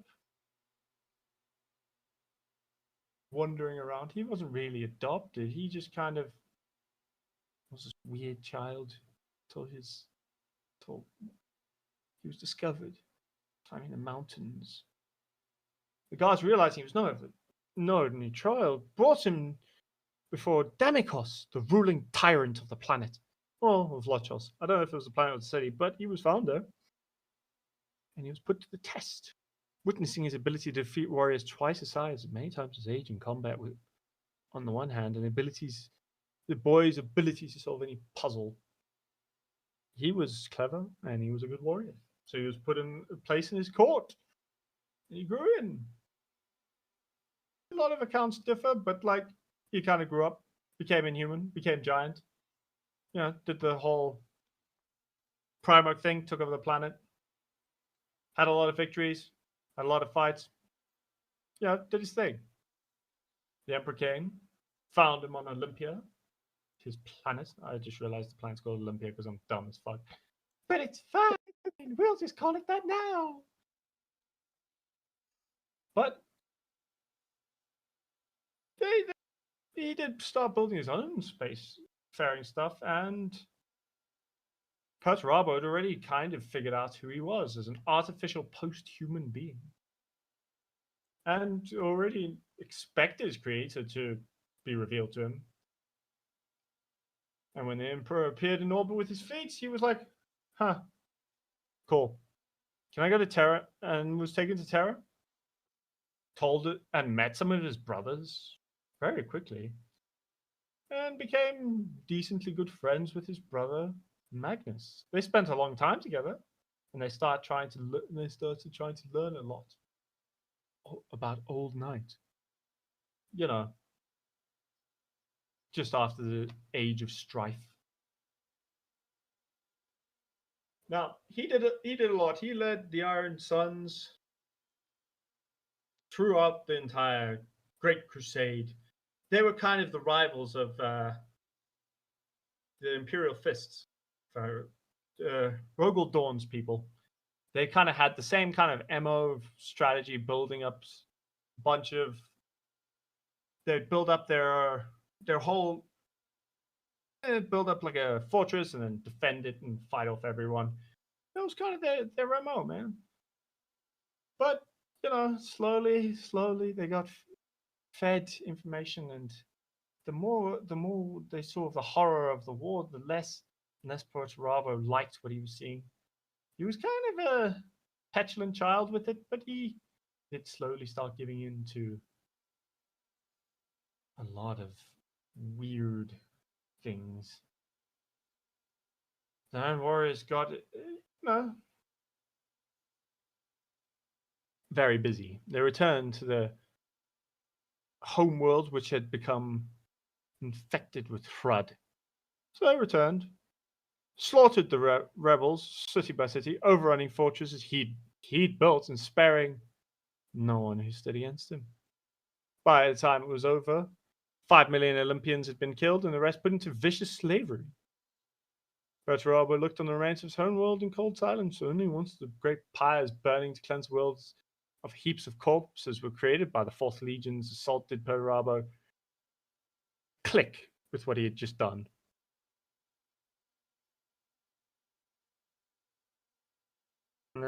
And they went from murdering aliens to slaughtering their own people with no shits to be given. It was bad. But Perturabo kind of stuck with his rebellion and started fighting mostly against the Imperial Fists, who he had a particular hatred for. Now, there was a lot of stuff that happened, and he ended up going into the Eye of Terror, where he had a bunch of conversations with people and saw some of and started getting hunted down by some of the survivors of the drop site massacre at Istvan 5. Oh no. But it didn't go well. They had a lot of battles, they had a lot of stuff. Perturabo led his Iron Warriors, who still didn't have a god. They were loyal to no god. They just went around slaughtering Eldar. They went around slaughtering humans. They were just kind of dicks to everyone. Now, Fulgrim's apotheosis did, in fact, lead to a bunch of issues, shall we say, for Perturabo when he was part of the reason he exploded into a fucking demon prince. Given Perturabo's Warhammer is the reason it split open and freed the demon. Completely bizarre way of doing it, but that's what happened. In the Siege of Terror, the Iron Warriors were let loose, and they set seas of chaos, and they relished the opportunity in a way that did not rely on massive sieges and grinding trench warfare. But because of their wide deployment throughout the galaxy, dozens of Iron Warriors conquered Imperial planets and demanded ties to support the heresy, while one part of the Fourth Legion turned to Olympia and surrounding star systems into an empire of iron. A large contingent actually were on Terra alongside the Primarch and the rest of the traitors. He supervised the bombardment, seizing Emperor's Imperial Palace, and he took a perverse pleasure in taking down all the defenses set up by Rogel Dorn and his hated Imperial fists. Doesn't know, but then when Horus was slain, they fled. They fled towards. They just sort of fled. As far as I know, they didn't really go into the Eye of Terror. They just fucking ran the fuck away. Until eventually they were forced into the Eye of Terror by the Ultramarines. And as far as we know, Perturabo is still somewhere there. I'm not actually sure if he's dead, but he's somewhere in the warp. Just doing whatever he does. As one does, wandering the warp aimlessly. Now, we have two more to go. We have Conrad Kurz, who you've heard a lot about, the Night Haunter. This dickhead Batman, he's back to torture some more Salamander Primarchs. Don't you love hearing about torturing of Vulcan? Conrad Kurz is this an asshole. Conrad Kurz landed on Nostromo Quintus, and landing is, to be fair, he did land on Nostromo, a shitty place, and landed on a large hive city called Nostromo Quintus, and he did destroy a bunch of the city when he landed, and he just kind of became, a vengeful version of Batman if he liked killing, so the Punisher, kind of. I would not. He was. The Punisher's cool. Conrad Kurz is just an asshole. But Conrad Kurz didn't get a family. He was left to raise himself. He got nothing. He just had to survive of wit, determination, and spite. And as such, he became the Night Haunter, a murderous lunatic who would try and murder as many people on the planet as he could, scaring the criminals away. Became this Dark King who gained peace through scaring the shit out of murderers. And then the Emperor came and kind of was like, cool, let's go. Conrad knew he was coming. He was a psychic. He could see the future, man. This bitch could see the future. He could see everything coming. and he was dragged off. He didn't like it. But he did meet a bunch of his brothers and didn't greet any of them. He just sort of met them, was like, these guys will suck. Fulgrim smiled when he met him, which was something, but he was he just kept seeing the futures of all of his brothers as he met them.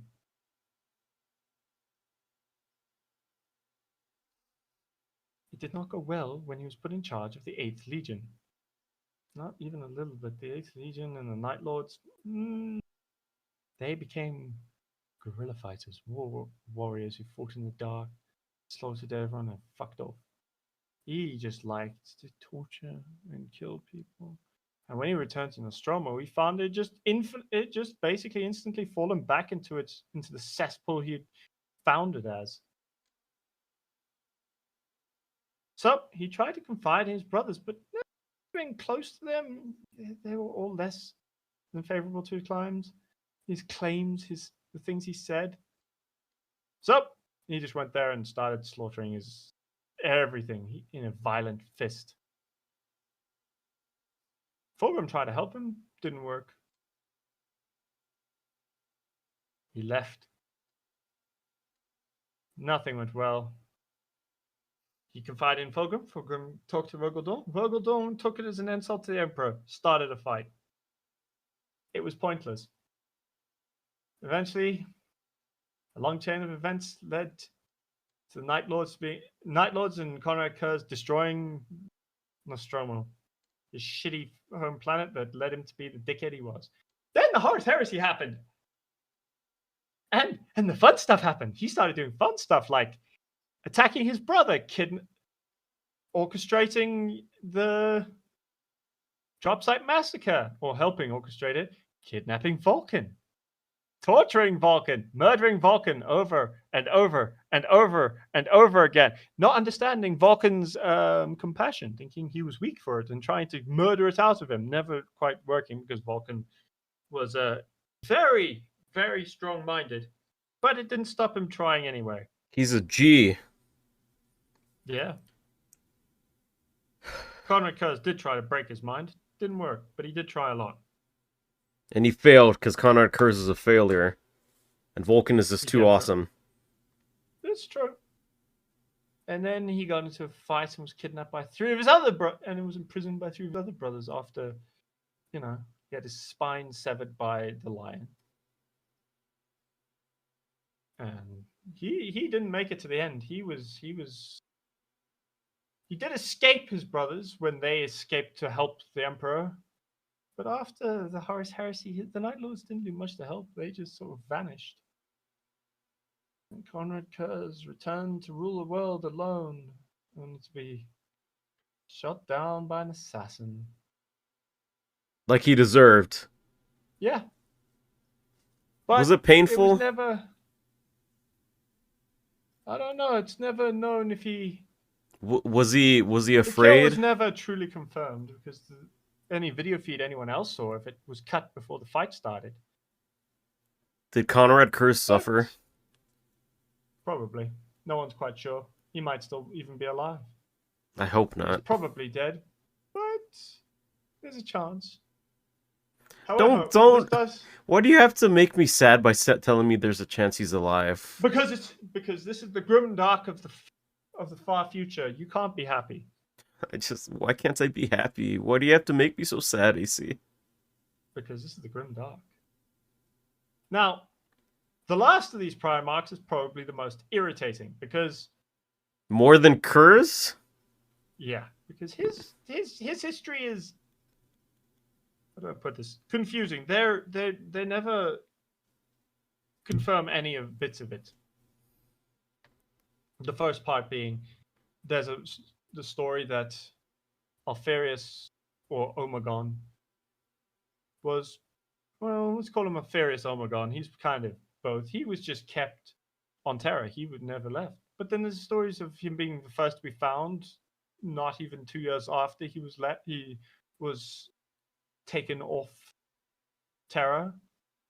There's many mysteries around the Alpha Legion and their Primarchs.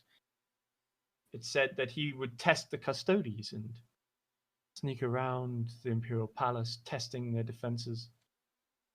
But he was also trained a lot. Now, Alfarius is also interesting in that he has a twin. This is technically 2 for 1, because Alfarius and Omegon were identical. And they both were the same, both joint Primarch of the Alpha Legion. The Emperor knew, but didn't tell anyone else if they were that they were twins. And they would always just switch out without hesitation. No one really knew which one. It's also led to a meme of all of his sons wearing his face as well, just to pretend he's still alive. Although not all of his sons do that anymore, but that's a story for another day. Now, the Great Crusade is also kind of tricky because the Alpha Legion is known as basically the Black Ops, the sneaky boys. They don't have much known about their history other than they would flip-flop as double agents all the time. They're said to be traitor, but they were traitor to the traitors as well. They joined the Horus Heresy, helped with the drop site massacre, but also warned the Raven Guard and would talk to other people about things, and then they would go back to helping and killing things, and then they betrayed Horus at the end and just fucked off. They were dodgy little fuckers. Same goes for Primarch. Not much is known. Most of the stories about him are just about his legion. There's nothing about Alfarius himself. He was always just known as one of his legion. He was a sleeper cell. He did have a bunch of sleeper cells everywhere, though. And he would activate them, and they'd go cause problems. Attack Dawn, cause problems for Rogel Dawn all the time. However, this did lead to the one part of confirmed story about Alfarius during the Battle of Pluto, where he met his brother in battle and fought against Rogel Dawn, who straight up just fucking killed him. Yeah, Rogel Dawn did not care. He just killed Alfarius, left him dead. When Alfarius was about to impale him on his pale sphere, Dawn anticipated the strike, stepped in, take the blow with his shoulder, pinned Alfarius in place, grabbed the spear. Then, using Storm's Teeth, his chainsword, sliced through his wrists, severing his hands from his arms before slashing him across the chest and impaling him with his own spear. Then finished off Alfarius with a downwards chop of his chainsword through the top of his head. He really wanted this guy dead. Yeah, Rogel Dawn fucked up Alfarius and properly killed him. But, oddly enough, his face kept appearing afterwards. And no one knew that Umagon had taken over. But, post-heresy, the Alpha Legion just sort of vanished. They didn't retreat into the Eye of Terror like everyone else. They moved to the Galactic East with their own objectives and faded. They would come into contact with the Imperium from time to time, but just for their own motives that didn't drive anyone else, and then they would vanish again. All that is really known is that Rogel Dawn met with Alfarius and would go and vanished. And then Alfarius and Rabute Gilliman also met. But he was also left to be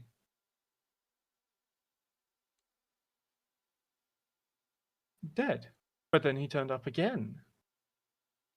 It was very confusing. But then Alfarius was one for conniving little shits. So Alfarius is confusing because half his history is, I'm dead, no I'm not. I'm dead, no I'm not. Everyone has my face. No, we don't. That's basically is that why the whole meme is like, I'm Alfarius. Yep. That's basically what it is. Now they've just kind of fucked off and done their own. They're doing their own thing that really linked to anything, as far as I know. There could be more to it, but they don't say much. All right, pause one But second. that is the 10 or 9 Traitor Primarchs. The most interesting of which being either Magnus or Fulgrim. I did do a very abridged one. There's a lot more to do, but Wait, I do not pause. have time to go into great depth about each of these Primarchs. Their stories are interesting. If you want more, Hello? I'd say go find a YouTuber who specializes in these guys. Hello? My knowledge comes from many YouTubers. Hello? It is a sad way of life, if you ask me, but it is the only way to learn Warhammer 40k. Oh no. What? Oh my god, AC. Did you also get kicked from the recording? Yeah, I don't know why it kicked me.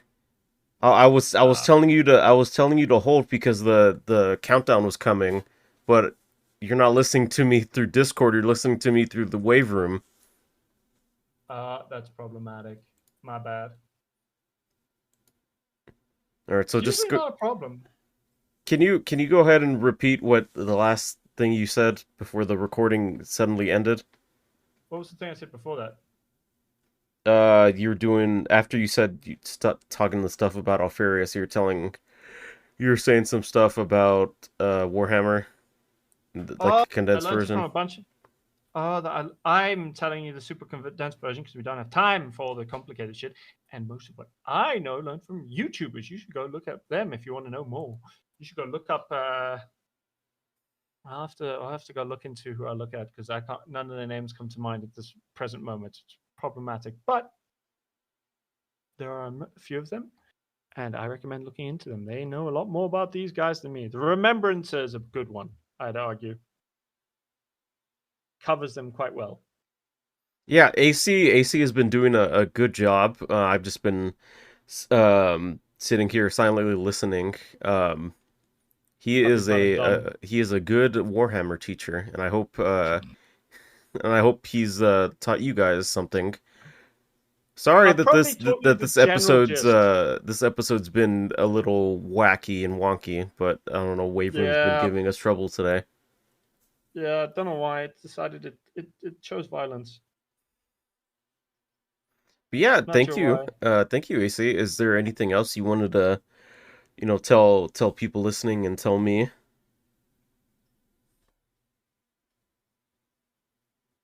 Or was that the last was Alferis the last one? Alferis is the last of the Traitor Primarchs. That is everybody completed. And I'm hoping that the next Warhammer discussion, I'm praying that it'll be salamanders. You telling me about like the Salamander Legion? Do that. I could do that. Maybe. Please, I need something good after. Okay, we'll do the Tau next. Okay, yeah, that works. That's how it works. Or we can do the Demons of Slanesh. The Tau can work. Or do you want to hear about Grandfather Nurgle? The Tau can work. Okay, we can do the Tau. And Commander Farsight. And the greater good. Yes. But yeah, thank you guys for listening. I'm sure there's nothing that the Tau have done that would ruin your thoughts of the greater good. I'm sure of it. Well, even if they did, I'm sure you'll tell me and explain it to me. Yeah. Eventually. Well, thank you all for coming to listen to that.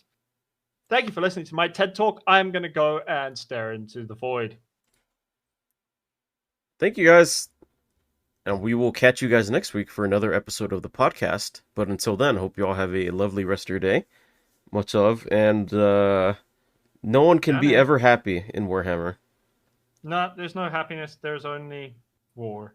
And pain. And sadness. Yes. Catch you guys next time. See ya. Cheers.